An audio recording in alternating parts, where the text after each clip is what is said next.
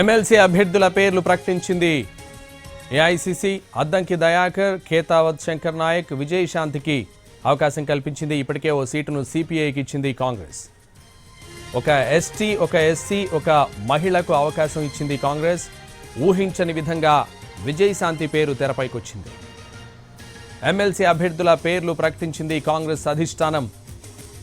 అద్దంకి దయాకర్, ఖేతావత్ శంకర్ నాయక్, విజయశాంతి పేర్లను ఖరారు చేసింది. ఇప్పటికే ఓ సీటును సిపిఐకి ఇచ్చింది కాంగ్రెస్.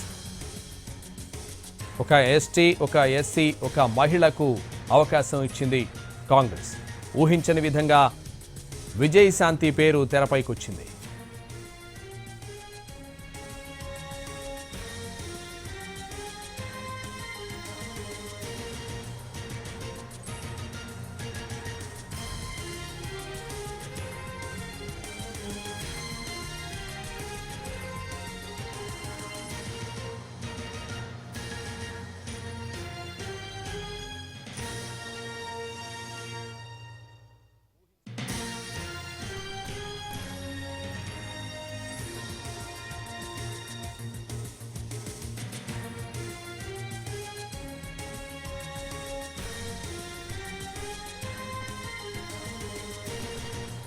ఎమ్మెల్సీ అభ్యర్థుల పేర్లు ప్రకటించింది కాంగ్రెస్ అధిష్టానం. ఎమ్మెల్సీ అభ్యర్థులుగా విజయశాంతి, అద్దంకి దయాకర్, శంకర్ నాయక్ పేర్లను ప్రకటించింది. ఇదే విషయానికి సంబంధించి మరింత సమాచారం మా ప్రతినిధి రాజు ఫోన్ లైన్ లో అందిస్తారు. రాజు.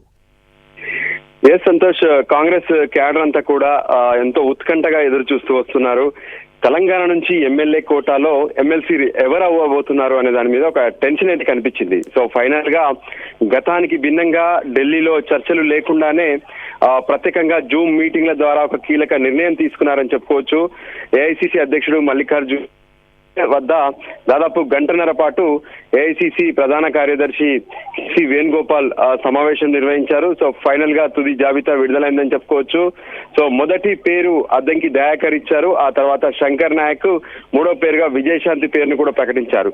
సో ఓవరాల్ గా చూస్తుంటే కూడా ఈ కూర్పును ఒక ప్రత్యేకంగా మనం అబ్జర్వ్ చేయొచ్చు. ఏ విధంగానైతే ఇప్పటి వరకు అంటే కాంగ్రెస్ పార్టీకి సంబంధించి కొత్త వాళ్లకు మాత్రం అవకాశం ఉండదు, ఖచ్చితంగా పాత వాళ్ళకి అవకాశం ఉండబోతుంది ఈ జాబితాలో అనేది స్పష్టంగా అర్థమవుతుంది. ఎందుకంటే కొంతమంది ఏ విధంగానైతే పార్టీలో ఎన్నికల సమయంలో జాయిన్ అవుతున్నారు, ఆ తర్వాత వెళ్లిపోతున్నారు, అధికారం కోసం వచ్చినటువంటి వాళ్ళు ఉన్నారు. ఇలా ఎన్నో గ్రూపులుగా పార్టీలో ఉన్నటువంటి వాళ్ళను డివైడ్ చేసినటువంటి పార్టీ ఎంతో కాలంగా పార్టీ కోసం కష్టపడేటువంటి వాళ్ళు ఎవరు అనే దాని మీద కూడా ప్రత్యేకంగా ఫోకస్ పెట్టింది.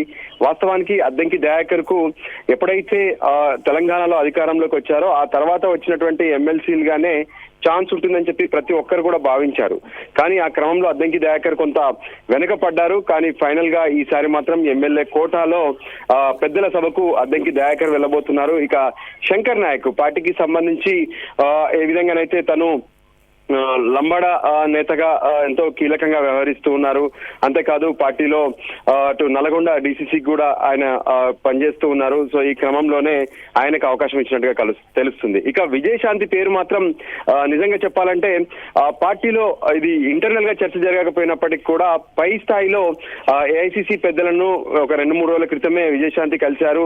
అంతేకాదు తను ఏ విధంగానైతే తెలంగాణ కోసం చేసినటువంటి పోరాటం కావచ్చు, తనను ఈ మధ్య కాలంలో కొంత పార్టీ పక్కన పెడుతుంది, తనకు సరైనటువంటి ప్రాధాన్యత ఇవ్వట్లేదనే విషయాలను స్వయంగా ఏఐసీసీ అధ్యక్షుడు, దాంతో పాటు ప్రధాన కార్యదర్శి కేసీ వేణుగోపాల్ కూడా ఆమె తీసుకెళ్లినటువంటి పరిస్థితి కనిపించింది వాళ్ళ దృష్టికి. సో ఫైనల్ గా ఈ ముగ్గురు పేర్లను ఖరారు చేస్తూ ఏఐసీసీ నిర్ణయం తీసుకుంది. అయితే మామూలుగా ఎమ్మెల్యే కోటాలో ఎమ్మెల్సీలు అనగానే ఎంతో మంది ఆశావాహులు ప్రయత్నాలు చేశారు.